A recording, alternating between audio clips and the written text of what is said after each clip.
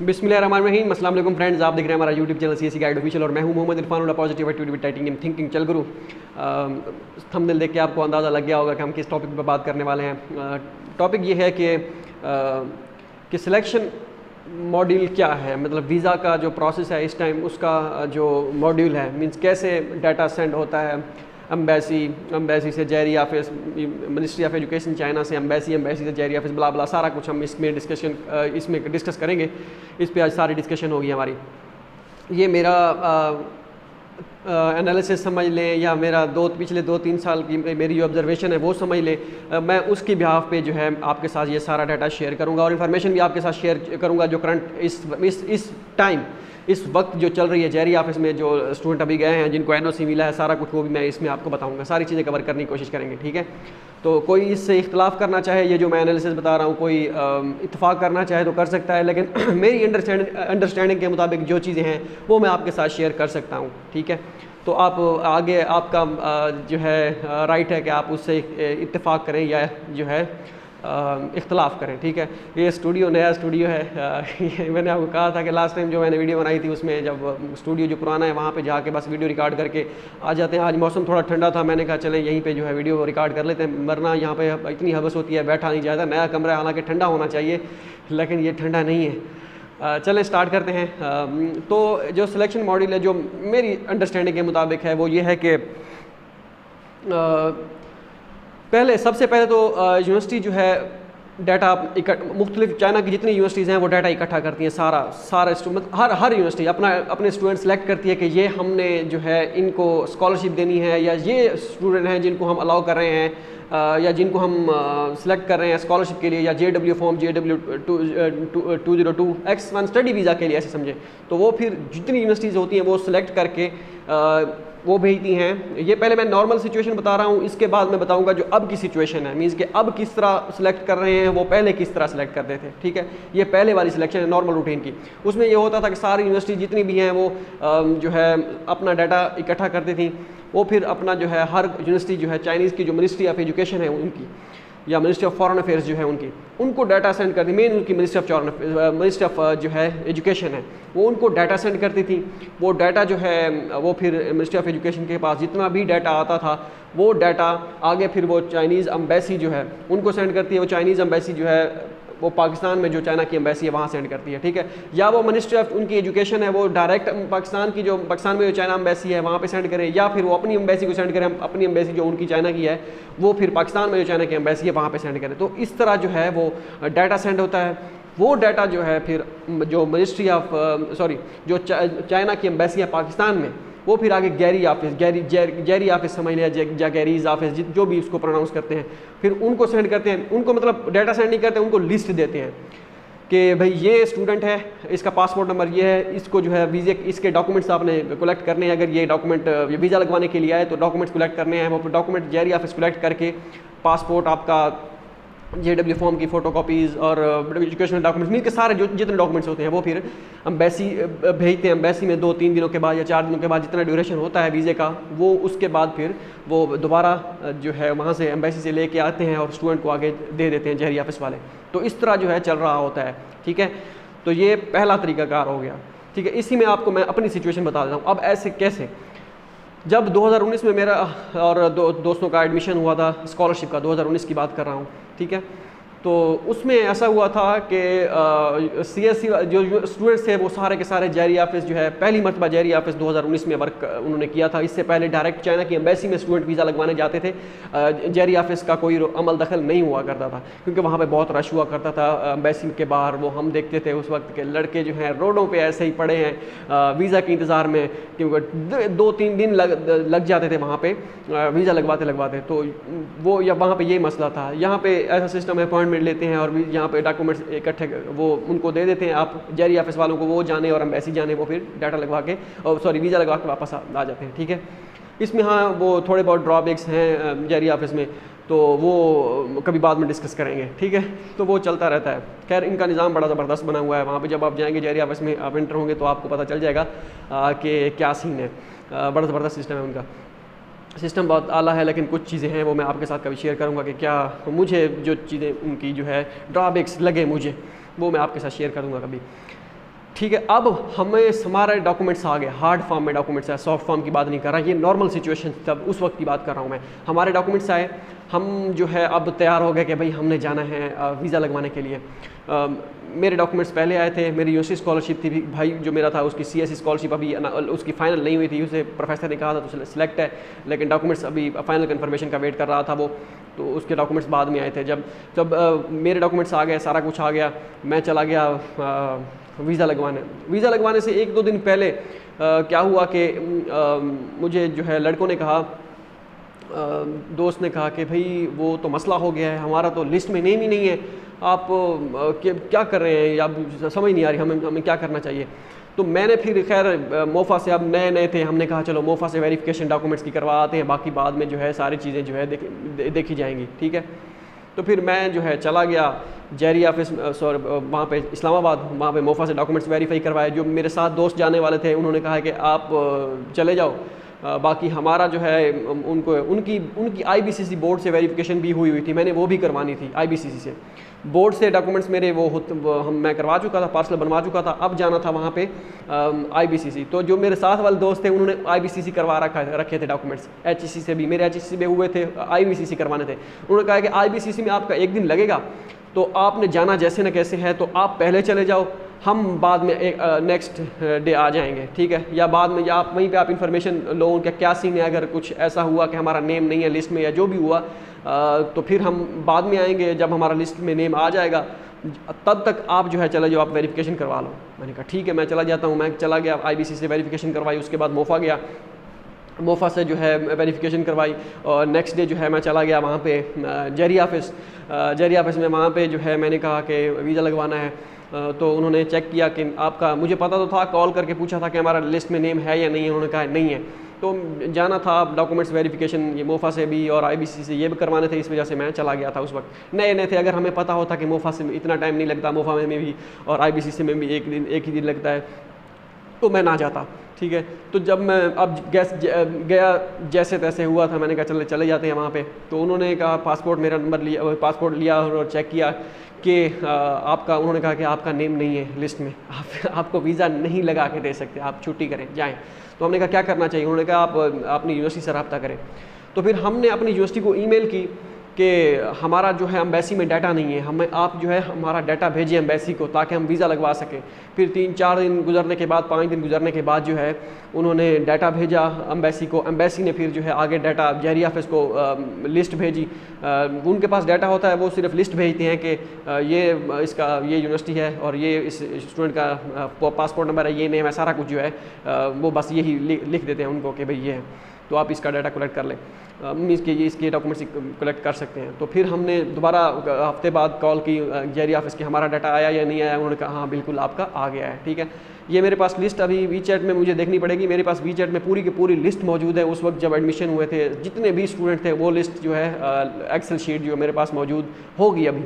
अगर वीचैट के फेवरेटीज़ में नहीं है तो मैंने सेव तो की थी, अब मुझे याद नहीं है कि है या नहीं है, लेकिन सेव मैंने लाजमी की थी, ठीक है। ये उस टाइम की सिचुएशन है, मैं बता रहा हूँ कि हमारा डाटा उस वक्त नहीं था। उस वक्त ये था कि CSE के जितने स्टूडेंट थे वो बस उन्होंने कहा JW 201 वालों को कोई मसला नहीं है, आप आओ, आपको हम वीज़ा लगा के देंगे, आपका कोई इशू नहीं है, बस आपकी स्कॉलरशिप लगी हुई है ना, आप पहुँचे, ठीक है। तो वो सारे पीछे फिर जो है JW 201 का कोई इतना बड़ा मसला नहीं था CSE का, हमारा जो यूनिवर्सिटी स्कॉलरशिप जो है इसका मसला था। तो ये उस वक्त का सीन चल रहा था, ये डाटा जो है एम्बेसी भेजती थी, ठीक है। अब का सीन क्या है? अब का सीन ये है कि यूनिवर्सिटी जो है अपनी तरफ से फाइनलाइज कर रही है स्टूडेंट, वो कितने करें, बैजेस में करें, जो भी हिसाब करें, वो अपनी तरफ से मेल कर रही हैं स्टूडेंट्स को। जो आना चाहे वो आ सकता है, लेकिन क्वारंटाइन का खर्चा सारा कुछ जो है ये आपका अपना होगा, ठीक है। तो स्टूडेंट ने कहा, कुछ काफ़ी सारे, मोस्टली सभी कह रहे हैं कि आपका अपना ही हम करेंगे, हमें कोई मसला नहीं है, बस हमें बुलवाएं सही किसी तरीके से। अब यूनिवर्सिटी अपनी तरफ से फाइनल कर रही है, वो फिर आगे भेज रही हैं। अब उनकी प्रोविंशियल गवर्नमेंट इसमें इन्वॉल्व हो, इसका मुझे खुद को नहीं आइडिया, ठीक है।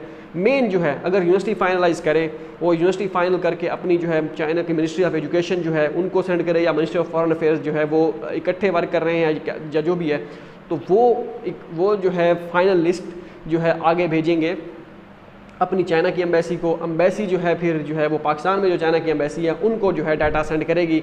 तो वो आगे डाटा फिर जो है जेरी को सेंड नहीं करेंगे। इस मरतबा जो हुआ है वो उन्होंने एम्बेसी जो है पाकिस्तान में चाइना की, उन्होंने HEC को इन्वॉल्व किया है कि आप जो है आएँ मैदान में, हमें डाटा कलेक्ट करके दे स्टूडेंट्स का, या जे स्टूडेंट्स हैं आप इनको जो है इनके कोई अरेंजमेंट्स करें, इनका जो भी आप करना है ये आप करें। पहले ये HEC इन्वॉल्व नहीं हुई होती थी। HEC एक कैटेगरी के तो समझ आती है, वो स्कॉलरशिप जो उनकी होती है।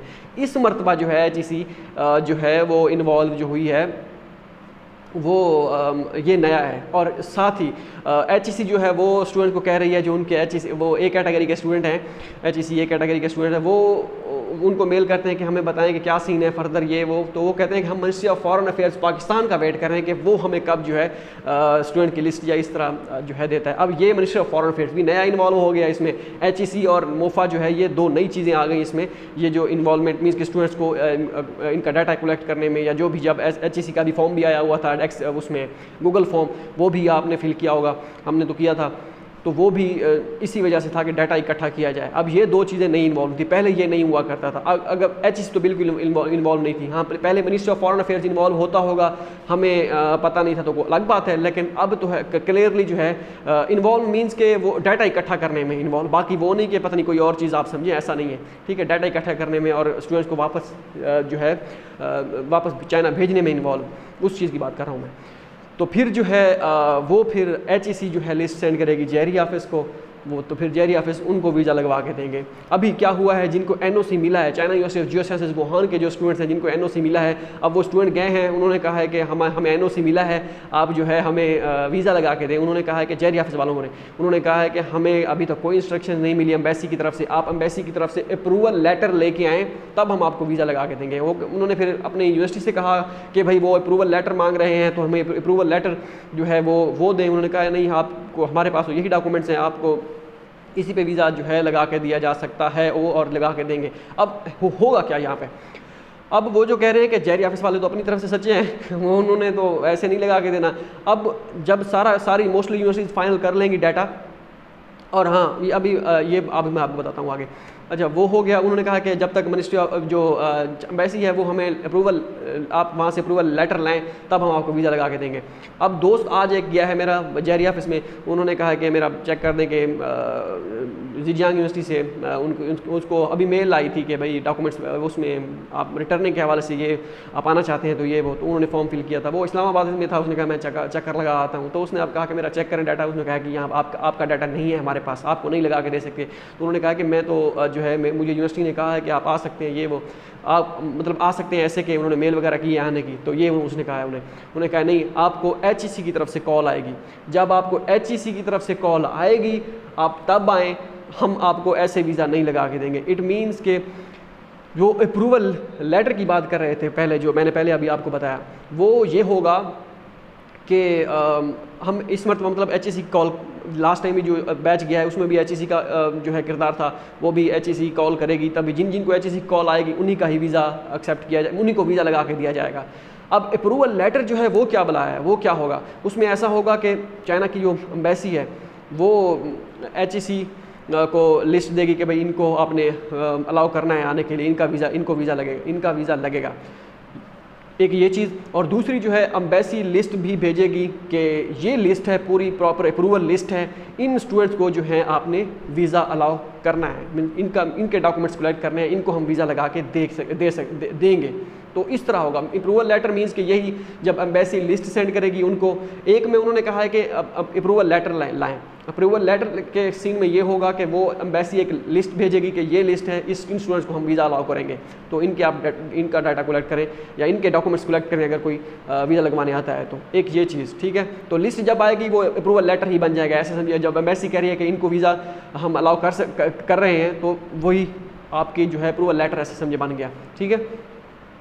और दूसरा ये कि जब HEC की कॉल आएगी तो तब भी आप जो है आपको वीज़ा आप क्या लगेगा। दूसरी आज दोस्त से मतलब उसको यही कहा है कि दोस्त को कि आपको HEC की कॉल आएगी, जिनको HEC की कॉल आई थी उन्हीं को हम वीज़ा लगा के दे रहे हैं। वो तो पहला बैच है ना, वो तो चला गया, उसमें 10-12 स्टूडेंट 14 स्टूडेंट रह गए थे, वो भी उनका भी मैं किसी नेक्स्ट वीडियो में बताऊंगा कि क्या सीन है। वो भी अब जा रहे हैं, जहाँ मतलब ऐसे रहे हर बंदा अपनी बिहाफ पे जा रहा है। तो वो क्या सीन है। अब NOC और जब हम अगर NOC ले लें फिर हम ना जाएं, ये सारी चीज़ें क्या है उसमें मैं नेक्स्ट वीडियो का उसमें बताऊंगा कि क्या सीन है। अगर आप फ़िलहाल हाँ कर देते हैं, बाद में कहते हैं मैं नहीं आ सकता, तो वो उसका नेक्स्ट वीडियो में बताऊँगा वो सारी डिटेल, ठीक है। तो वो उनको वीज़ा लगा के दे रहे हैं HEC कैटेगरी वालों को, सॉरी HEC कह रहा हूँ, वो HEC को जिनकी कॉल आई थी, ठीक है, उनको डाटा लगा के दे रहे हैं। उनमें से वही 10, 12, 14 स्टूडेंट बचे ना जिनको कॉल आई थी। अभी तक दूसरा बैच तो आया नहीं है, या बैचेज़ की अब बैचेज़ की सूरत में जाएंगे जो भी सूरत हाल होगी। दूसरा तो अभी तक किसी ने HEC ने किसी को कॉल नहीं की, तो दूसरा तो किसी को वीज़ा लगा के दे ही नहीं रहे, वो उन्हीं को लगा के दे रहे हैं जिनको HEC की कॉल आई थी।